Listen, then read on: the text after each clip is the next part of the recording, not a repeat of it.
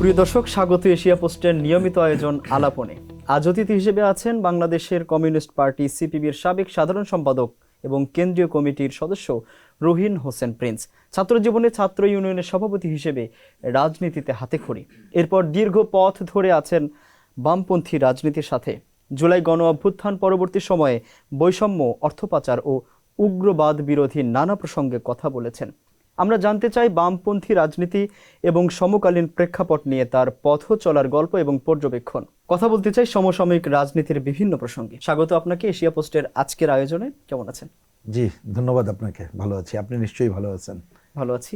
আপনার কাছে শুরুতেই জানতে চাই, ছাত্র রাজনীতি করেছেন, ছাত্র ইউনিয়নের সভাপতি ছিলেন, সবশেষ সিপিবির সাধারণ সম্পাদক হিসেবেও দায়িত্ব পালন করেছেন। বাম রাজনীতিতে আসার গল্পটা শুনতে চাই, কিভাবে আসলেন? আচ্ছা, ধন্যবাদ আপনাকে এবং আপনাদের এই আয়োজনকে আমি স্বাগত জানাই। দেখুন, খুব সহজ করে বললে, আজ যখন কথা বলছি 2026 সাল, আমার ছাত্র আন্দোলনের যে একজন রাজনৈতিক কর্মী হিসেবে দায়িত্ব পালন, সেটা অনেক দিন হয়ে গেল। এই গল্প বলতে হয় 1978 সাল, তার একেবারে শেষ দিকে, ডিসেম্বরের কোনো একটা সময়ে, ডিসেম্বর মাসের, খুলনাতে আমার তৎকালীন ছাত্র ইউনিয়নের সাধারণ সম্পাদক সহ অন্যান্যদের সাথে আমার পরিচয় হয়। আমি তখন কলেজের ছাত্র, ইন্টারমিডিয়েটের ছাত্র। সেই সময় পরিচয়, এবং প্রকৃতপক্ষে 1979 সালে সরাসরি আমি ছাত্র ইউনিয়নে যোগ দেই এবং তারপর থেকে এ পর্যন্ত আমার পথ চলা। তা বোঝার জন্য বললাম, তা সেইটা হিসাব করলে আজ থেকে তো 45 বছর। আপনাকে একটু স্মৃতিচারণ যদি করার হিসাব করি, আমি আসলে সেই 79 সালে যখন ছাত্র ইউনিয়নে এলাম, এবং তখন কিন্তু এইটা বুঝে এসেছিলাম যে মানুষের মুক্তি বলতে, মানুষের জীবনের যে সংকট, তার খাওয়া পড়া, চলা, একটা উন্নততর সংস্কৃতির জীবনযাপন করা, সেইটা আমাদের দেশ সহ বিশ্বে এটা সম্ভব যে পুরো ব্যবস্থার পরিবর্তন করে আমরা যাতে একটা সমাজতান্ত্রিক ব্যবস্থার দিকে যেতে পারি। সেইটা বুঝেই প্রকৃতপক্ষে আলাপ আলোচনার পরে তৎকালীন সময়ে খুলনার নেতৃবৃন্দের সাথে, ছাত্র নেতৃবৃন্দের সাথে আলোচনা করেই আমি ছাত্র ইউনিয়নে যোগ দেই। এবং প্রসঙ্গক্রমে খালি বলি, আমি কিন্তু ঘটনাচক্রে যে অঞ্চলে ছিলাম, খুলনা, সেই অঞ্চল কমিটির সদস্যের দায়িত্ব পালন থেকে শুরু করে কলেজ কমিটি, শহর কমিটি, জেলা কমিটি, এইখানে একাধিক দায়িত্ব পালন শেষে কেন্দ্রীয় কমিটির সাধারণ সম্পাদক এবং সভাপতির দায়িত্ব পালন করি। তারপরেই পার্টিতে, এর আগেও পার্টির সাথে প্রকৃতপক্ষে আমাদের পার্টির সদস্য একটু কঠিন, আপনি জানেন, গ্রুপে আসতে হয়, তারপরে সদস্যপদ পাওয়া যায়।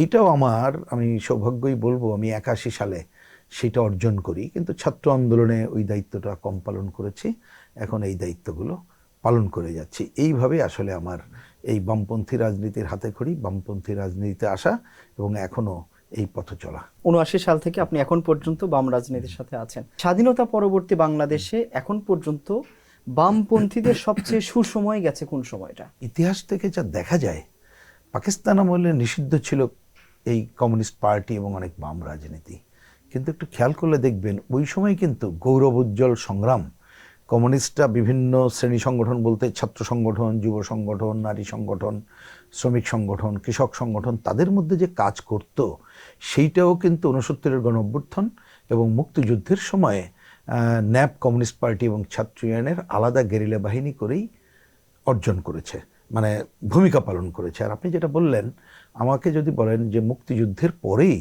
এই প্রথম স্বাধীন বাংলাদেশে স্বাধীনভাবে বামপন্থী দল হিসেবে কমিউনিস্ট পার্টি কাজ করার সুযোগ পায়। 80-র দশকে এসে এখানে শ্রমজীবী মানুষের আন্দোলন, বিশেষ করে আমাদের শ্রমিকদের সংগ্রাম, সেইটা দানা বাঁধার ক্ষেত্রে কমিউনিস্ট পার্টি একটা ভূমিকা পালন করে। তারপরে ক্ষেত মজুরদের মধ্যে পার্টি একটা অনন্য ভূমিকা পালন করে, এবং ওই সময় আমাদের পার্টির সভাপতি কমরেড মনি সিং এবং মোহাম্মদ ফরহাদ কমরেড সাধারণ সম্পাদক ছিলেন। এবং ওইটাই যদি বলেন, বাংলাদেশের রাজনীতিতে বামপন্থীদের একটা বিশেষ অবস্থান ছিল। একই সাথে যে কোনো ঐক্যবদ্ধ সংগ্রামে কমিউনিস্ট পার্টির জমায়েত ক্ষমতা এবং ওই বিভিন্ন শ্রেণী পেশার সংগ্রাম, এমনকি ছাত্রদেরকেও উপস্থিতিটা একটা বড় ভূমিকা পালন করেছে। সেই বিবেচনায় আমাকে যদি বলেন, তাহলে বিশেষ করে ৮০ থেকে ৯০ দশক পর্যন্ত এই দেশে এই কমিউনিস্ট পার্টি এবং বাম আন্দোলন একটা বিশেষ ভূমিকা পালন করেছে। বাংলাদেশের মানুষের সামনে একটা জাতীয় পর্যায়ের রাজনৈতিক দল হিসেবে বিশেষ ভূমিকা পালন করেই তারা কিন্তু একটা দৃশ্যমান জায়গায় আসতে পেরেছে। বিভিন্ন সময় বামপন্থীরা নানা রকম আন্দোলন করেছে। এখন পর্যন্ত যেসব আন্দোলন আপনারা করেছেন সবচেয়ে বড় অর্জন কি দেখেন? দেখেন, অর্জনে আমি খুব ছোট ছোট করে হিসাব করলে আপনি বাংলাদেশে সেই ব্রিটিশ আমল থেকে শুরু করেই নানা ধরনের সংগ্রামে কোনো না কোনোভাবে বামপন্থী কমিউনিস্টরা ছিল। তা আপনাদের জানা আছে যে এইখানে তেভাগার আন্দোলনগুলো ঘটেছিল। সেই আন্দোলনে কিন্তু স্থানীয় পর্যায়ে জয়লাভ কমিউনিস্টরা কিন্তু করেছিল। টঙ্ক আন্দোলন, এটা হয়তো ইতিহাসের পার্ট হয়ে গেছে, অনেকে জানে না। সেইগুলো করেছে এবং আমি তো মুক্তিযুদ্ধ অন্যান্য জায়গাগুলো বললাম, অন্যদের গড়ে তোলা।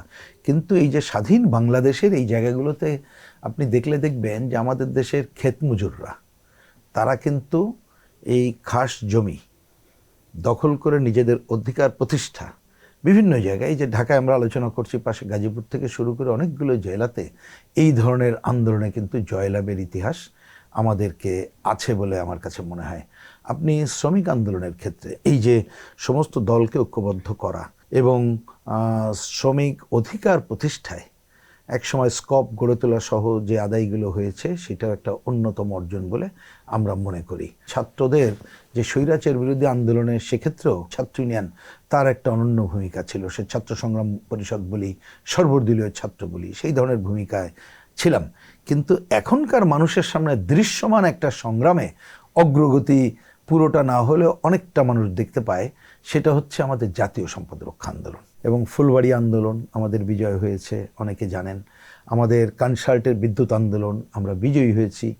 আমরা হয়তো সুন্দরবন রক্ষা ওই আন্দোলনে জয়ী হতে পারেনি, কিন্তু সরকারের যে জোড়া কয়লাভিত্তিক বিদ্যুৎ প্রকল্প করার কথা ছিল সেইটা থেকে তারা পিছু ওঠে একটা বিদ্যুৎ কেন্দ্র তারা করেছে।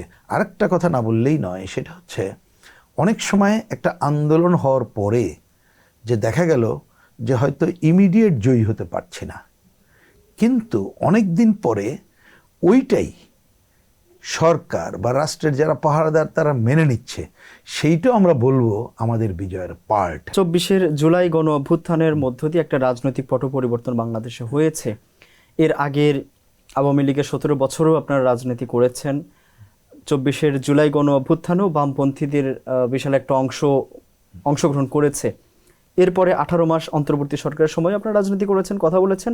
এখন বিএনপি সরকার ক্ষমতায়। সব মিলিয়ে এই যে পরিবর্তনগুলো যাচ্ছে, এখন বামপন্থীদের সময় কেমন কাটছে? দেখেন, একটা গণ অভ্যুত্থানের পরে আজকে যদি আমি অনেক বেশি উচ্ছ্বাস প্রকাশ করে এখনকার সময় এবং অন্যটা বলতে পারতাম, তা আমার ধারণা আমিও খুশি হতাম, আপনিও খুশি হতেন, যারা দর্শক শ্রোতা সবাই খুশি হতে পারত।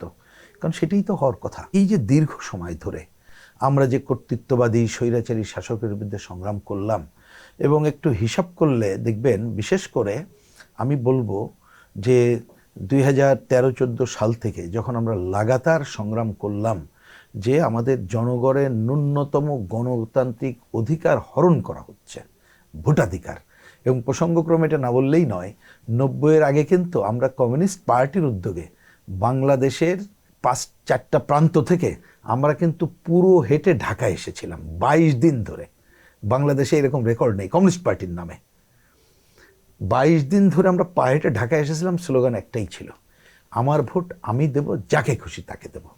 এই অর্জন 90-এ করলাম, 91-তে আমরা ওই ভোট করতে পারলাম, আবার এইগুলো সংকটে পড়ে গেল। তো এইবার এই ঘটনার মধ্য দিয়ে আমরা একটা রক্ত দিয়েই এই গণ অভ্যুত্থান সংগঠিত করতে হলো। তাহলে এই যে আকাঙ্ক্ষা থেকে আমরা গণ অভ্যুত্থানটা সংগঠিত করলাম, তারপর আসলে এই প্রথমে মানুষ আশাহত হলো, এটা দেখলো যারাই দায়িত্ব নিল অন্তর্বর্তীকালীন সরকার, তারা এবং এই পুরো বাহিনী যদি এই গণ অভ্যুত্থানের যে আকাঙ্ক্ষা টুয়ার্ডস ওই দিকে যেতে পারত, তাহলে নির্বাচন ব্যবস্থা সংস্কার একটা ভালো নির্বাচন দিলেই এই সংকটে থাকতো না।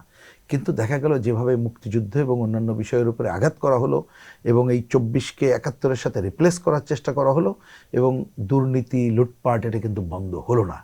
সেই রকম একটা পরিবেশের মধ্য দিয়েই অন্ততপক্ষে একটা নির্বাচন অর্জন করা গেল। সেইটা একটা বড় অর্জন আমি মনে করি। কিন্তু সেই অর্জন করার পরে যে সরকার এখন ক্ষমতায় আছে, অল্প সময় এই সরকারকে নিয়ে এখনও সব কিছু বলার হয়নি সময়, কিন্তু এই যে দুঃসময়, আপনি বিগত আওয়ামী লীগ সরকারের সময়ের যে কর্তৃত্ববাদী স্বৈরাচারী দুঃশাসন, তারপরে 18 মাসে যে মানুষের আকাঙ্ক্ষা পূরণ না হয় যে সংকটগুলো ছিল, সেই সংকট উত্তরণে আমি দেখতে পাই যে কথাটা আমরা বলে আসছি যে ন্যূনতম গণতন্ত্রের পথে হাঁটার কাজটা আমরা যদি করতে পারতাম ভালো হতো। আমার ধারণা সেইটা কখনো হচ্ছে, কখনো আবার মনে হচ্ছে একটু হোঁচট খায় কিনা, কিন্তু আমি মনে করি যে ন্যূনতম গণতন্ত্রের পথে হাঁটার কাজটা আমরা শুরু করেছি। কোনো শক্তি বা অপশক্তি এইটাকে পিছু টেনে ধরতে পারবে না। আমরা সেই লক্ষ্য থেকেই এখন এই সময়গুলো পার করছি এবং আমাদের দায়িত্বশীল আচরণগুলো করার কাজটাই আমরা করছি। 24শে জুলাই গণ অভ্যুত্থানে বামপন্থীদের উল্লেখযোগ্য কন্ট্রিবিউশন কি ছিল আসলে? আমরা প্রথম বিবেচনাটা এইভাবে করি যে গণ অভ্যুত্থান এটা ঠিকই যে জুলাই মাসের বিশেষ করে 16 তারিখের পরে আবু সাঈদের আত্মদানের মধ্য দিয়েই এইটা কিন্তু একটা ভিন্ন মাত্রায় চলে, স্পার্ক করলো। 5ই আগস্ট তার পরিণতি হলো নিঃসন্দেহে এই টাইমটা। কিন্তু এই যে স্পার্ক করার সুযোগটা কিন্তু শুধু এই কয়দিনে হয় নাই, স্পার্ক করার সুযোগ হয়েছে দীর্ঘ এক যুগেরও বেশি সময় ধরে যে লড়াই, এই লড়াইটাই। তা আমি মনে করি একটু খেয়াল করবেন, এর আগে বামপন্থীদের মধ্যে অনেক সময় ছিল যে বামপন্থীরা হয় একটু এদিকে গেছে অথবা ওই দিকে গেছে, এবং আপনি এখনও তাকালে দেখবেন অনেক বামপন্থী দাবিদাররা কেউ কেউ আওয়ামী লীগের সাথে, কেউ কেউ বিএনপির সাথে। তা আমি বলি যে আমাদের কমিউনিস্ট পার্টি এবং আমরা যে বামপন্থী এবং জোটটা অব্যাহত রেখেছি, আমাদের প্রথম কন্ট্রিবিউশন হচ্ছে যে নিজের অবস্থান বজায় রেখে দৃঢ়তার সাথে এই ধরনের কর্তৃত্ববাদী স্বৈরাচারী আচরণের বিরুদ্ধে সংগ্রাম পরিচালনা করা। জুলাইয়ের সময় যে আন্দোলনটা যখন আরও দানা বেঁধে উঠল, তখন দেখবেন অনেক সময় রাজনৈতিক দলগুলো একটু নিষ্প্রিয় অবস্থানে কেউ কেউ ছিল, অস্বীকার করার কোনো কারণ নেই। কিন্তু আমি দায়িত্ব নিয়ে কথাটা বলছি, 16ই জুলাই প্রথম বাম গণতান্ত্রিক জোটের পক্ষ থেকে, মানে আমি দলীয়র কথা বলছি, আপনি হিসাব করে দেখতে পারেন, প্রথম কিন্তু আমরা রাজপথে নেমে, এর আগে তো রাজপথে আমরা ছিলামই, ঠিক এই সময়ে ছাত্রদের একটা সমর্থন শুধু না, আমরা বলি এই সরকারকে পদত্যাগ করা এবং উৎখাত করা ছাড়া আমাদের সামনে কোনো পথ আর নাই। 17 তারিখে কমিউনিস্ট পার্টির পক্ষ থেকে আমরা কেন্দ্রীয় কমিটির সভা করে এটাকে রাজপথে সংগ্রাম করি, এবং তারপরেই আমরা দলীয়ভাবে ওই কর্মসূচির সাথে সাথে বামজোট এবং দলীয়ভাবে সারা দেশব্যাপী দিবস পালনের ঘোষণা দিই। একই সাথে আমরা আমাদের যেসব বন্ধু প্রতিম দল, দেশ বিদেশ বিভিন্ন জায়গায় যারা আছে, তাদেরকেও আমরা এই মেসেজটা দেই যে একটা কর্তৃত্ববাদী স্বৈরাচারী শাসক, তাদের অবসান ছাড়া গণতন্ত্রের পথে হাঁটার সুযোগটা আমাদের নাই। তা আমি মনে করি 24-এর গণঅভ্যুত্থানের সময়ে এই যে কাজগুলো করলাম, এর বাইরে এখানে দেখবেন যে বিভিন্ন সামাজিক সাংস্কৃতিক সংগঠনের যে ঐক্য গড়ে তোলা হয়েছে এবং কারফিউ ব্রেক করে যে কাজগুলো করা হয়েছে, শিক্ষাঙ্গন থেকে শুরু করে এই যে রাজপথে, এই জায়গাগুলো কিন্তু যে মূলত যাতে দানা বাঁধে, এই দানা বাঁধার ভূমিকাটাই বামপন্থীরা, নীতিনিষ্ঠ বামপন্থীরাই আমরা এই কাজটা করতে পেরেছি। এটাই এই যে গণ অভ্যুত্থানের অন্যতম মানে আমি মনে করি যে বামপন্থীদের ভূমিকা হিসাবেই এটা চিহ্নিত হয়ে আছে এবং থাকবে বলে আমার মনে হয়। জুলাই আন্দোলনের কথা আপনি বলেছেন, এখন পরবর্তী সময়টা শুনতে চাই। যে পরিবর্তনগুলো এসেছে, এই পরিবর্তনগুলোর পেছনে বামপন্থীদের ভূমিকা কেমন ছিল আসলে? দেখুন, জুলাইয়ের পরে পরিবর্তন আপনি আমাকে যদি বলেন, প্রথমে একটা মনস্তাত্ত্বিক পরিবর্তন এসেছে যেটা এখনো আছে। আমি মনে করি এটাই হচ্ছে সর্বশ্রেষ্ঠ অর্জন এই সময়ের। আগে অর্জনটা কি, মানে কি লক্ষ্য, তারপরে আমি অর্জনের কথা বলতে পারি। আরেকটা পরিবর্তনের আকাঙ্ক্ষা আমাদের ছিল, আমি ছিল শব্দটা ব্যবহার করতে হলো, না করতে পারলে ভালো হতো, যে কতকগুলো দেখেন আমরাও তো একটা বিপ্লব করতে চাই, কিন্তু বিপ্লব তো একদিনে হয় না, কতগুলো সংস্কারের মধ্য দিয়ে এটাকে যেতে হয়। সেই সংস্কারে যদি ঐক্যবদ্ধভাবে এগিয়ে যেতে পারতাম তাহলে এই কাজটা হতো, যেটা আমরা সবটা পারিনি, আকাঙ্ক্ষাটা পর্যন্ত পেরেছি। তো এইটা থেকে আমি মনে করি যে আমাদের কি বলবো, যে এক্ষেত্রে আমাদের ভূমিকাটা হলো এই যে ব্যবস্থা বদলের কথাটা আপনি খেয়াল করলে একটু দেখবেন, এই কথাটা কারা প্রথমে বলেছে? বামপন্থীরা। আমাদের সংস্কার ছাড়া পরিবর্তন ছাড়া যে আগাতে পারবো না, কিন্তু দেখবেন বামপন্থীদের কথা। এবং বামপন্থীদের বলা হয় এই জন্য, অন্যরা স্ট্যাটাস কো বজায় রাখতে চায় আর বামপন্থীরা পরিবর্তন করে এগিয়ে যেতে চায়। তো এই যে কথাটা আমরা দীর্ঘ সময় ধরে বলছিলাম, তারই অর্জন আমি মনে করি এইগুলো। ওই যে মানুষের মধ্যে যে পরিবর্তন আকাঙ্ক্ষা, সেইটাই সবচেয়ে বড় অর্জন আমি মনে করি। এই অভ্যুত্থানের অন্যতম স্লোগান হিসেবে কোনটা আসছে? বৈষম্যের কথা। তা আমি মনে করি এই যে বামপন্থীরা, আমরা অনেকদিন ধরে যে কথাগুলো বলছিলাম, তার বাস্তবায়নটা হওয়া না হওয়া পরের ব্যাপার, অন্তত পক্ষে বক্তব্যটা, এই শব্দগুলো, এই বাক্যগুলো চোখের সামনে আনা গেছে, এইটাও আমি একটা অর্জন বলে মনে করি। এবং এই সময় আরেকটাও কথা না বললে হয় না। ধরেন একটা গণ অভ্যুত্থান যখন হয়, নানা শক্তি তো থাকে। তা আমরা দেখতে পাচ্ছি এইবারের গণ অভ্যুত্থানের মধ্যে উগ্র দক্ষিণপন্থী প্রতিক্রিয়াশীল শক্তির একটা বিশেষ অবস্থান, অনেক দেশি বিদেশি চক্রান্তকারীদের অবস্থান, অনেক দূতাবাসীদের সাথে সম্পৃক্ত অবস্থান। তা সেই জায়গায় নীতিনিষ্ঠ অবস্থানের থেকে আমার মুক্তিযুদ্ধ মূল ভিত্তি, ৭২-এর সংবিধান, ৪ মূলনীতি অব্যাহত রেখে আমরা সংস্কারের ধারে এগিয়ে যাব, এইটা কিন্তু বামপন্থীরাই নীতিনিষ্ঠ অবস্থানে দৃঢ়ভাবে থেকে এগিয়ে যেতে পারছে। এটাই আমি মনে করি এই সময়ের একটা অন্যতম অর্জন বলে আমরা মনে করি। ২৪শে জুলাইকে কেউ গণ অভ্যুত্থান বলছে, কেউ বিপ্লব বলছে, কেউ জুলাই আন্দোলন বলছে, যে যার মতো করে বলছে। আপনার কাছে কি মনে হয়? না, আমার মনে হয় এটা খুব সহজ উত্তর, এটা নিয়ে বেশি তর্ক করা উচিত বলে আমি মনে করি না। অফকোর্স এটা একটা গণ অভ্যুত্থান, এটাই হচ্ছে এক বাক্যে কথা। বিপ্লবটা হচ্ছে একটা আমূল পরিবর্তন, যেটা আমরা চাই। অনেকেই হয়তো চাই তার মতো করে, আমরা পুরো সমাজের আমূল পরিবর্তন চাই। আবার মানে কি বলবো, যে প্রতিক্রিয়াশীল বিপ্লব তার আবার উল্টা দিকে যায়। ধরেন গণ অভ্যুত্থানের পরে যদি আমরাই দায়িত্ব পালন করতাম, আমরাই যদি ক্ষমতায় যেতে পারতাম, তাহলে হয়তো এটা একটা বিপ্লব অভিমুখীন যাত্রা শুরু করতে পারতাম। সেটা হয়নি। সুতরাং ৫ই আগস্ট এইখানে একটা অভ্যুত্থান সংগঠিত হয়েছে, অর্থাৎ বিপ্লব নয়। না, বিপ্লবটা না, এটা মনে রাখতে হবে। সেটা গণ অভ্যুত্থান, যে যত কথা বলুক না কেন সেইটার কোনো ব্যাপার না। এবং একটা গণ অভ্যুত্থানে আমি এই শব্দটা খালি রিপিট করি, যে মনে রাখতে হবে ৫ই আগস্ট গণ অভ্যুত্থান, তার পরের ভূমিকা গণ অভ্যুত্থানকে বাতিল করে না। পরের ভূমিকা অন্য জিনিস, সেটা নিয়ে আমরা পৃথক আলোচনা করব, যে আমরা সেই আকাঙ্ক্ষা রক্ষা করতে পারলাম কি পারলাম না, বা এটাকে পিছু হটছে কি হটিনি, বা এটাকে বেহাত হলো কি হলো না, এইটার ফলাফল খারাপ দিকে গেল না ভালো দিকে গেল, সেটা পরের আলোচনা। কিন্তু অবশ্যই দীর্ঘদিনের সংগ্রামের পরে এইটা একটা গণ অভ্যুত্থান সংগঠিত হয়েছে, এইটা নিশ্চিত করেই আমাদেরকে বলতে হবে। এটা না বললে ইতিহাসের কাছে আমরা দায়বদ্ধ থাকব। অর্থাৎ ২৪শে জুলাইয়ের পরে যেটা ঘটেছে সেটা সেই সময়ের ব্যর্থতা বা সফলতা, কিন্তু ২৪শে যে জুলাইয়ের গণ অভ্যুত্থান সেটাকে অস্বীকার করার সুযোগ নেই। আচ্ছা, বাংলাদেশের বর্তমান যে রাজনৈতিক প্রেক্ষাপট, বিএনপি, জামায়াত, এনসিপি, আপনারা আছেন, বর্তমান রাজনৈতিক প্রেক্ষাপট কেমন দেখছেন এবং এর আগামী কেমন দেখছেন? এটা কি বলবো, যে মন খারাপ হয় এটা মনে করলে, যে এইবারের যে গণ অভ্যুত্থানের কথাটা আমরা বলছি, এই গণ অভ্যুত্থানের অনেক বিউটি বলা যায়, অনেক নেগেটিভ বলা যায়, আমি সেদিকে যাচ্ছি না। একটা বিউটি দেখেন, একেবারে শিশু কিশোর থেকে শুরু করে বৃদ্ধ পর্যন্ত রাজপথে নেমে এসেছিল, এবং তারা কিন্তু কোনো রাজনৈতিক দলের সাথেও ছিল না, মনে রাখতে হবে। এবং এদের অনেক আকাঙ্ক্ষার বহিঃপ্রকাশিত হয়েছে দেওয়াল লিখনের মধ্য দিয়ে, যেখানে বৈষম্য মুক্তির কথা, যেখানে ওই যে গাছের পাতা ছিল না, যেখানে বিভিন্ন সম্প্রদায়ের কথা, বিভিন্ন জাতিগোষ্ঠীর কথা আছে। দেশটা আমাদের সবার, কয়েকটা কথা বললাম, এরকম তো শত শত। তাইলে এই আকাঙ্ক্ষাটা আমি মনে করি যে গণ অভ্যুত্থানের অন্যতম বিউটি ছিল।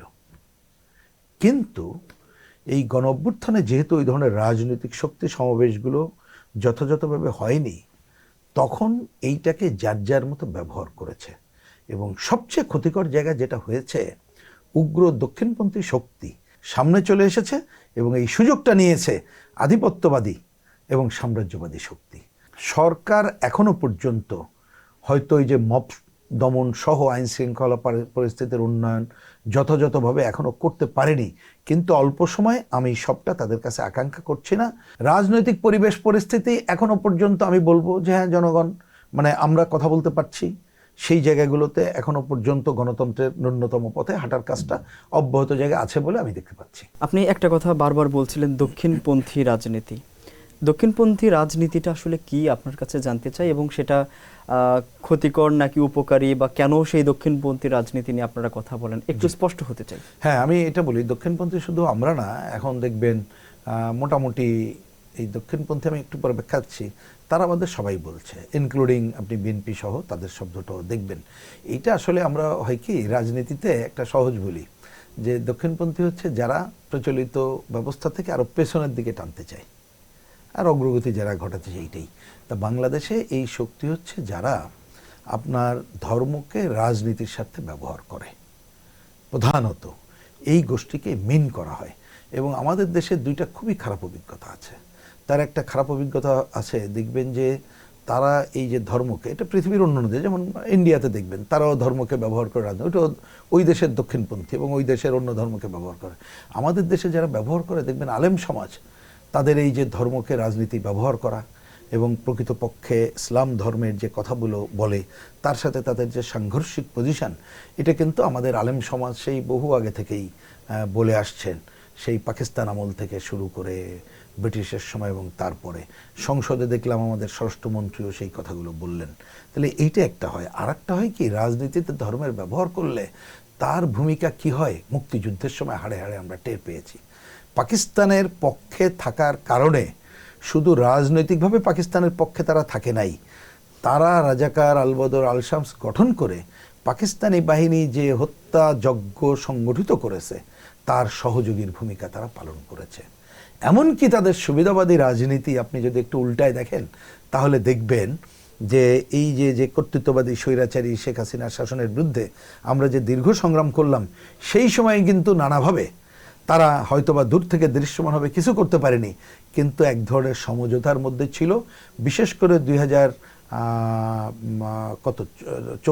অক্টোবরের যে প্রোগ্রামটা, এটা কত সালের, ওই সময়ে যে আগের বছর গণঅভ্যুত্থান আগের বছর 28শে অক্টোবর বিএনপি যেখানে সভা করতে পারলো না, হত্যা হলো, সরকার সভা করতে দিল না, কিন্তু তারা হাজার হাজার মানুষের সভা করে চলে গেল, এই অংশ। এবং দেখবেন তার আগেও যে এরাই ওই সেই কর্তৃত্ববাদী স্বৈরাচারী শাসককে তারা কওমি জননী উপাধি দিল এবং অন্য কাজগুলো করলো। তার মানে এরা হচ্ছে ধর্মকে তারা রাজনীতির স্বার্থে ব্যবহার করে এবং তাদের স্বার্থটাই প্রধান হয়ে যায়। দক্ষিণপন্থীর ব্যাখ্যা হিসেবে একটা শব্দ বলেছেন যে তারা সামনের দিকে আসতে চায় না, পেছনের দিকে থাকতে চায়। তো এইটার দু একটা উদাহরণ দিচ্ছি আমি। ধরেন আমরা যদি আমাদের আগাইতে চাই, আমাদের দেশের অধিকাংশ বা অর্ধেক নারী, এই কথা না বললেও চলতো, আমি বোঝার জন্য বলছি, তাদেরকে বাদ দিয়ে কি আপনি আগাতে পারবেন? মোটেই আগানো যাবে না। কিন্তু আপনি দেখেন এই নারীদের প্রতি তাদের দৃষ্টিভঙ্গিটা কি। এই দৃষ্টিভঙ্গিতে থাকা অবস্থায় আপনি একটা দেশকে কোনো অগ্রগতির দিকে কিন্তু নিয়ে যেতে পারবেন না। আমাদের বিজ্ঞান, তার ব্যবহার, এই জায়গাগুলোকে যদি আপনি অগ্রগতির দিকে না নিতে পারেন তাহলে কিন্তু আপনি আগাতে পারবেন না। এক্ষেত্রে তাদের অবস্থান আপনি খেয়াল করেন। আপনাদের একটা সমাজে, আমরা তো একা না, পৃথিবীর বিভিন্ন দেশ এবং অন্য সমাজের সাথে মিলায় কাজকর্মগুলো করতে হবে।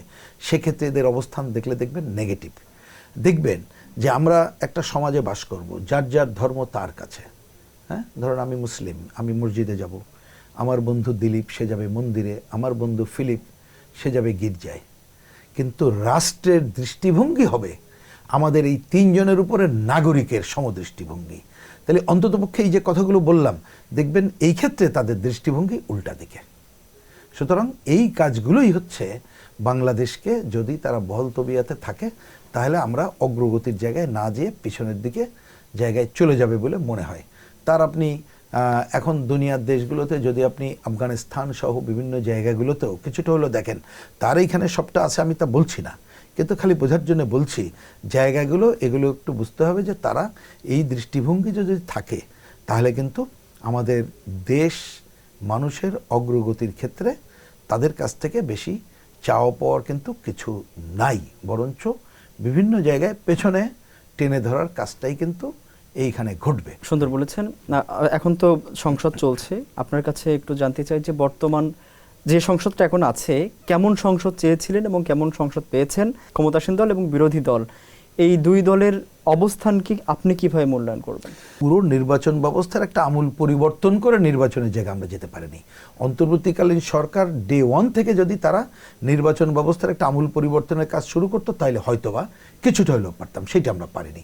তারপরেও আমি প্রথম অগ্রগতি দেখি যে যারা সরকার গঠন করেছে তারা অন্ততপক্ষে বিরোধী দলের প্রশ্নে সংসদে অন্য জায়গায় সহনশীল আচরণ করে তারা তাদের কাজটা করে যাচ্ছে। বিরোধী দলের কাছ থেকে আমি খুব একটা প্রত্যাশা করিনি এই জন্যে, কারণ দেখবেন আমি বোঝার জন্য বলি, সংসদ মানে হচ্ছে এটা কিন্তু আইন প্রণয়নের জায়গা। সংসদ হচ্ছে মূলত রাষ্ট্রযন্ত্র দেখে, আর আমাদের স্থানীয় সরকার হচ্ছে স্থানীয় উন্নয়নে কাজ করে। তো এখন এই যে এদিকে বিএনপি, ওদিকে জামাত ইসলাম, এনসিপি যে অর্থনৈতিক ধারায় চলতে চায় তাতে কিন্তু মেজর ডিফারেন্স নাই। দেখবেন মুক্তবাজারের পক্ষেই এরা সবাই। সুতরাং এইখানে বিরোধী দল ব্যাপক বিরোধিতা আশাই তো আমি করি না। সুতরাং যার জন্য দেখবেন এই যে এখন যে সংসদ বাজেট অধিবেশন, আপনি কিন্তু নীতিগত ডিফারেন্সের জায়গাটা মেজর কখনো পাবেন না। যেটা হয়তো বামপন্থীরা আমরা সংসদে থাকলে আমাদের দার্শনিক দৃষ্টিভঙ্গিতে ডিফারেন্স হতো, সেইটা আমরা দেখি নাই। কিন্তু আরেকটা জিনিস যেটা আমরা প্রত্যাশা না করলেও সেইটা আমরা দেখলাম, অন্ততপক্ষে এত সবের পরও যে অনেক বড় বড় ঘটনা, সেইটা সংসদের বিরোধী দল অনেকে প্রত্যাশা করে যে অন্ততপক্ষে বিরোধী দল তো বলবে। যেটা সরকারি দলকে বললে ভাই আমরা বলি নাই, আমরা যখন বলি যে তোমরা এটা বললো না কেন, আমাদের পরিচিত জুনিয়র টিনিয়র যে তোমরা তো তুলতে পারতে এটা, তখন বলে বিরোধী দলও তো তুললো না। কোনটা জানেন? দেখেন, এত বড় একটা আমাদের বিবেচনার সর্বনাশা চুক্তি, যদি সর্বনাশা নাও হয়, বাণিজ্য চুক্তি নিয়ে এই সংসদে কোনো আলোচনা হলো না। হামে এত বড় মৃত্যুর ঘটনা ঘটলো, এইটা নিয়ে কিন্তু আলোচনা হলো না। আমাদের কিন্তু সংবিধানে আছে কোনো একটা চুক্তি বিদেশীর সাথে করলে রাষ্ট্রপতির কাছে গেলে এটা সংসদে আলোচনা হবে। ঐক্যমত্যে আমরা কিন্তু সব দল একমত হয়েছিলাম, বিদেশে যে কোনো চুক্তি করলে সেটা রেকটিফাই করতে হবে সংসদে। মানে আপনার কথার অর্থ এরকম কি না যে বর্তমান সংসদটা মানে সরকারি দল এবং বিরোধী দল সমঝোতার মধ্যে দিয়ে? আচ্ছা, এটা আমি পরে শব্দটা আসছি, আমার শব্দটা একটু পরে আসি। তা আমি প্রথমে বলছি যে এই ধরনের যে জায়গাগুলো, যেটা অন্ততপক্ষে একটা লজিক্যালি আলোচনা তো উত্থাপিত হতে পারতো, তারপরে যুক্তিতর্ক দিয়ে হতো, সেইটা কিন্তু সংসদে আমরা দেখছি না। এই জন্যে অনেকে ইতিমধ্যে বলা শুরু করেছে যে অনেক সময় কুসুম কুসুম বিরোধী দল করলেও এইভাবে যদি চলতে থাকে তাহলে হয়তোবা এই সংসদে আমাদের আর মামুদের সংসদ হিসেবে ভবিষ্যতে অনেকেই আখ্যায়িত করবে। আপনি যেহেতু বাম রাজনীতি করেন, একটু বামপন্থী বা বামপন্থা নিয়ে আমরা কিছু কথা বলতে চাই ছোট ছোট করে। বামপন্থী বা ডানপন্থী বিষয়টা এখনো বাংলাদেশের সাধারণ অনেক মানুষে বোঝেন না। আপনার কাছে জানতে চাই যে বামপন্থীটা আসলে কি, এবং বামপন্থী যারা বাংলাদেশে রাজনীতি করেন তারা কি আসলে বামপন্থাকে বাংলাদেশে সঠিকভাবে প্রয়োগ করতে পারেন কিনা? আসলে বামপন্থা মানে হচ্ছে, যেমন বোঝার জন্য বলি, আমরা যখন লাল পতাকা নিয়ে, বামপন্থীরা তো লাল পতাকা নিয়ে মিছিল করে, মানুষের কাছে এইটাই দৃশ্যমান হয় এরা হচ্ছে সাধারণ মানুষের স্বার্থ নিয়ে সংগ্রাম করে। আমি দেখি বামপন্থা মানে মানুষের জায়গা থেকে এটা পারসেপশন, আমি নিজে পরীক্ষা করে দেখেছি, এইটা হচ্ছে বামপন্থার পজিশন। আর আমাদের ভিত্তি পজিশন হচ্ছে পুরো সমাজকে এগিয়ে নিতে চাই। মানে কি, সমাজ মানে হচ্ছে সমাজের সব মানুষকে, যেমন বৈষম্য মুক্তির কথা বলি, তার মানে এক দুইজনের অগ্রগতি না, পুরো সমাজের অগ্রগতির কথা আমরা যারা চিন্তা করে আগাই, সেইটাকেই বামপন্থী হিসাবে সামনে আনা হয়। আর যারা পেছনে টেনে ধরতে চায় তাদেরকে ডানপন্থী বলা হয়। এবার আসি মানুষের বোঝার ব্যাপারে। মানুষের কাছে এখনো পর্যন্ত আসলে আমরা দৃশ্যমান বা কি বলবো ভরসার জায়গা হতে পারেনি, এইটা একটা আমি মনে করি যে খুবই কারেক্ট। তার কারণ আমরা যখন বিভিন্ন চলাফেরা করি, মানুষ বলে আপনাদের কথা সব ঠিক আছে, চালায় যান। তো যখন বলি আপনি আসেন না কেন, তখন কিন্তু চুপ হয়ে যায়। তো সেইটা আমি দেখি যে প্রচলিত ব্যবস্থায় ধরেন মানুষ তো তার টিকে থাকতে হবে। সে দেখে যে প্রচলিত ব্যবস্থায় আইনের শাসন নাই, এ নাই সে নাই, এরা পারছে না মেটে, বিপদে পড়লে ওনার কাছে গেলে উনি হয়তো মিষ্টি কথা বলতে পারে, অর্থ দিয়ে সাহায্য করতে পারছে না, উনি বললে আমার চাকরিটা হচ্ছে না, হ্যাঁ অন্য জায়গায় গেলে হয়। এই ধরনের একটা সংকটময় মুহূর্তের কারণে তারা বলে যে আপনাদেরকে সালাম করি, মানে আপনাদেরকে রেসপেক্ট করি, কিন্তু এখনো পর্যন্ত আপনাদের প্রতি আমরা যে ভরসা করে আসব সেই আসতে পারছি না। তো এইটার জন্য আমি মনে করি আমাদেরও ব্যর্থতাটা আছে। আপনার দল সিপিবি সহ যারা বাম রাজনীতি করেন তারা অনেক সময়, যেটা বাংলাদেশে দেখা যায়, যে ইসলামপন্থী রাজনীতিটাকে সাম্প্রদায়িক রাজনীতি হিসেবে বলে আপনারা প্রতিপক্ষ মনে করছেন। ঠিক এর বিপরীতে সুফি বা মাজার কেন্দ্রিক ধারার যারা আছেন তাদের সাথে আবার আপনাদের বেশ সখ্যতা, বা তাদের নিয়ে আপনারা আবার তাদের পক্ষেও কথা বলেন। তো দুইটাই তো আসলে ইসলাম নিয়েই কাজ করেন, ইসলামেরই কথা বলেন। তো তাহলে একটার পক্ষে আরেকটার বিপক্ষে, এটার ব্যাখ্যাটা যদি দিতেন। না, একেবারে সহজ। প্রথম কথা, না আমরা আপনি শুরুতে যেটা বললেন যে কেউ কোনো ধর্ম নিয়ে, যেহেতু বাংলাদেশের অধিকাংশ মানুষ আমরা ইসলাম ধর্মাবলম্বী, এই জন্যই দেশে ইসলামের কথাই বলা হয়, কেউ এটা নিয়ে করলেই তাকে আমরা সাম্প্রদায়িক বলি, এটা যথাযথ ঠিক না। এটা আগে আমি একটু বলে নিলাম।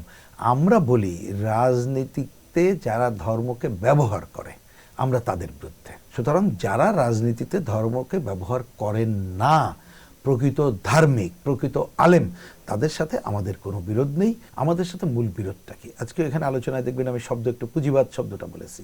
মানে একটা ব্যবস্থা পুঁজিবাদী ব্যবস্থা, সমাজতান্ত্রিক ব্যবস্থা। তো এই পুঁজিবাদী ব্যবস্থায় শোষণ অব্যাহত থাকে।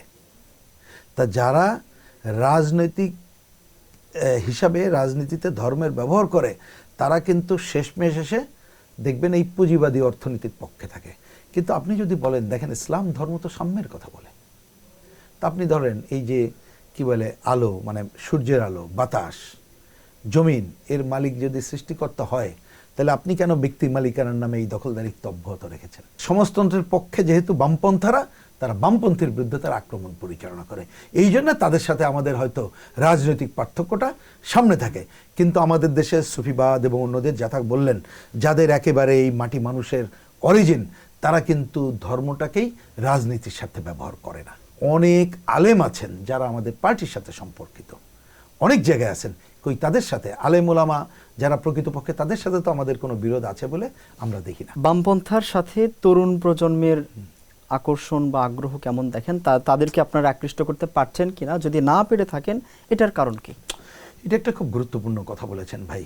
এই আজকের আলোচনায় এই পয়েন্টটা আসলে নিজেরও একটু আমার ব্যক্তিগত হয়ে মনটা খারাপ হয়। কারণ একটা সময় যে ধরনের তরুণ প্রজন্ম এই বামপন্থাই তো আকৃষ্ট হতো, কিন্তু অনেক দিন ধরে আমি যে বামপন্থার কথা বলছি, আমার দল বা এটা নীতিনিষ্ঠ অবস্থানে থেকে সেই জায়গায় অনেক দিন ধরে আমরা এটা পারছি না। তা এটাই স্বীকার করতে হবে, অস্বীকার করার কোনো কারণ নেই। আমার মনে হয়েছে নানা কথা, অনেক পয়েন্ট বলা যায়, কিন্তু ছোট ছোট করে বললে একটা হয়েছে কি, প্রচলিত রাজনীতির প্রতি যে অনীহাটা তরুণদের গড়ে উঠেছে সেইটা একটা কারণ। দ্বিতীয়ত হচ্ছে আমরা অনেক কথা বলছি, বিকল্পের কথা বলছি, এই তরুণদের সামনে আমরাই যে পারবো এটা দৃশ্যমান হতে পারেনি। আর একটা বড় ব্যাপার হচ্ছে যে আগে ধর আমরা যখন রাজনীতিতে এসেছি তখন দুনিয়াতে সমাজতান্ত্রিক বিশ্ব এবং তার যে দৃশ্যমান চেহারা ছিল, আজকে কিন্তু ওই ধরনের কোনো দৃশ্যমান চেহারা দেখা যাচ্ছে না। শেষ আর একটা পলিটিক্যাল কথা হয়েছে কি জানেন, যে এই যে পুঁজিবাদের কথা বললাম, আমরা যে ব্যবস্থার মধ্যে আছি, এই ব্যবস্থাটাকে মানুষকে কিন্তু লোভ আর ভয়ের উপরে দাঁড় করায়। এবং তাদের একটা অন্যতম কাজ হয় নানা প্রযুক্তিকে ব্যবহার করে অনেক উন্নততর পজিটিভ কাজ করা যেত, সেইটা না করে এই নতুন প্রজন্মকে তারা বামপন্থার বাইরে লোভ আর ভয়ের মধ্যে ঠেলে দেয়। এই নানা কারণেই বামপন্থার মধ্যে তরুণদেরকে আমরা আকৃষ্ট করতে পারছি না। আমাদেরকে আরও বেশি তরুণদের ভাষা বোঝা দরকার। আমাদের ভাষা অনেক সময় তরুণও বুঝতে পারে না, অন্যরা বুঝতে পারে না। আমাদেরকে অনেকে বলে, আমি একমত তাতে, অনেক সময় আমাদের কথা মাথার উপর দিয়ে যায়।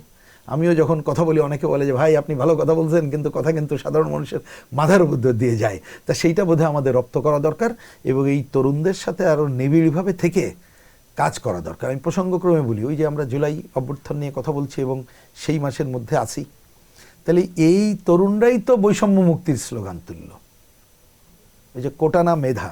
তা আমরা তো সেই সমাজ কায়েম করতে চাই, তাহলে এই তরুণদেরকে আমরা কেন পারছি না? এটা তো আমাদের ব্যর্থতা হিসেবেই আমরা চিহ্নিত করছি।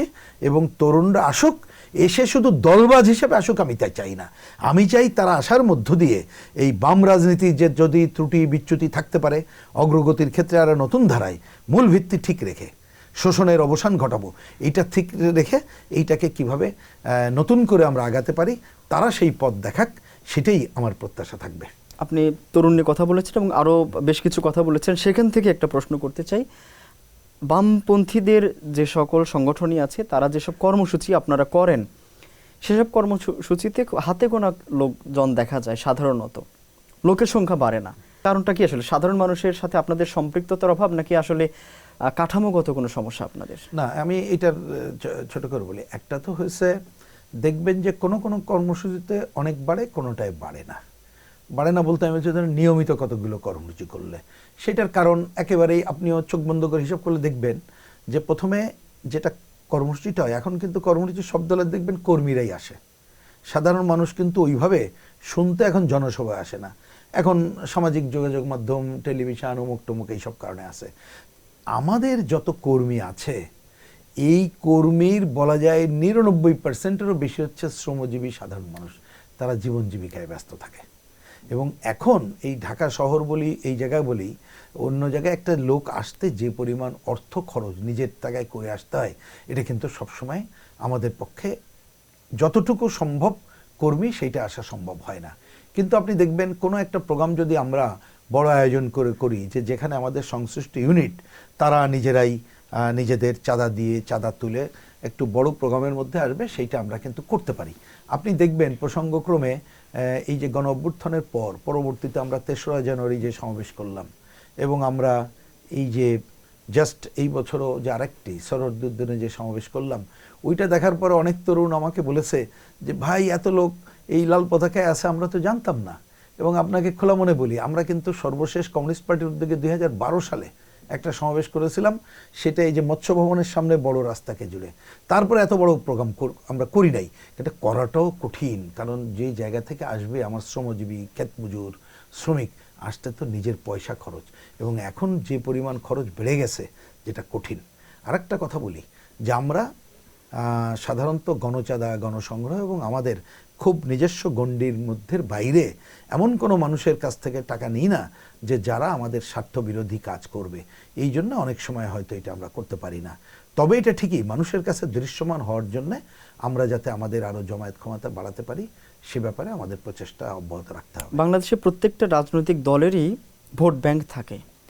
বামপন্থীদের তেমন ভোট ব্যাংক দেখা যায় না, হয়তো বা তেমন ভোট ব্যাংক নেই বলা যায়। আপনাদের রাজনীতিটা কি আসলে রাজধানী কেন্দ্রিক এবং বুদ্ধিজীবী যারা তাদের কেন্দ্রিক হয়ে যাচ্ছে কিনা, বা তাদের কেন্দ্রিক কিনা? এবং একই সাথে জানতে চাই যে নির্দিষ্ট শ্রমিকদের মধ্যেই আপনারা সীমাবদ্ধ কিনা?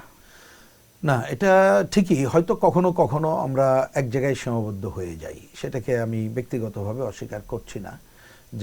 যেভাবে শ্রমজীবী মানুষ এবং অন্য জায়গা, আমাদের যে জায়গা, সেইখানে হয়তো আগে যেটা ওই যে ৮০-৯০ দশক বললাম, এখন সেটা আমাদের ব্যর্থতা আছে, আগের মতো এরকম ক্যাডার কম, বাস্তব কারণে সেইটা আছে, আমি সেটাকে স্বীকার করে নিয়েই বলছি। কিন্তু একটু খেয়াল করবেন, ভোট ব্যাংক কিন্তু বরঞ্চ আমি দেখি শহর থেকে শহরতলি বা এই অঞ্চলের তুলনামূলকভাবে কিছুটা হইলেও আছে। কিন্তু ভোটে হয়ে গেছে কি জানেন, যে মধ্যবিত্ত এবং অন্যরা, ওই যে আমি নির্বাচন ব্যবস্থা আমূল সংস্কারের কথা বললাম, যেটা যে সেইটা না হওয়াতে শেষে এসে ভোট কিন্তু ভাগ হয়ে যায়। মানুষ মনে করে এইটা আমার অধিকার, আমি ভোট দিয়ে কাউরে জিতাবো বা হারাবো। তখন এই ভোটের দ্বিদলীয় ধারাটা এমন হয়ে যায়, তখন আমাদের ভোটটা ওই সাধারণ মানুষের জায়গায় আমরা ভোটটা কিন্তু পাই না। বাংলাদেশে অসংখ্য বাম সংগঠন আছে, এবং এমনও হচ্ছে যে সংগঠন তো আছেই, একটা সংগঠনকে ভেঙে আবারও ২-৩টা সংগঠন হয়ে যাচ্ছে। আপনার সিপিবিরও একই অবস্থা। তো এইটার মূল কারণ কি আসলে? না, একটা বলি, সিপিবির এই অবস্থা না, প্রসঙ্গক্রমে বলি, আপনি দেখবেন ১৯৬৫-৬৬-তে একবারই যখন কমিউনিস্ট পার্টির যে বিভক্তিটা ঘটেছে, তারপরে আপ টু ৯৩ পর্যন্ত কমিউনিস্ট পার্টি একই ধাঁচে চলে আসছে। ৯৩-তে কেউ কেউ কমিউনিস্ট পার্টি থেকে বেরিয়ে চলে গেছিলেন, বিরাট অংশ কেন্দ্রীয় কমিটির, তারা বিভিন্ন দলে গেছিলেন, আলাদা কোনো দল করে নাই। এবং সেই ধারাবাহিকতায় কমিউনিস্ট পার্টি একটাই আছে, কিন্তু অন্যান্য দলও আরো অনেক বেশি হয়েছে, টুকরা টুকরা অনেক হয়েছে। এই যে ক্রমাগত ভাঙন হচ্ছে, এটা কেন হচ্ছে? এইটা আসলে সেই সংশ্লিষ্ট দলগুলোই ভালো বলতে পারবে, আমার সবটা মন্তব্য করা যথাযথ হয় না।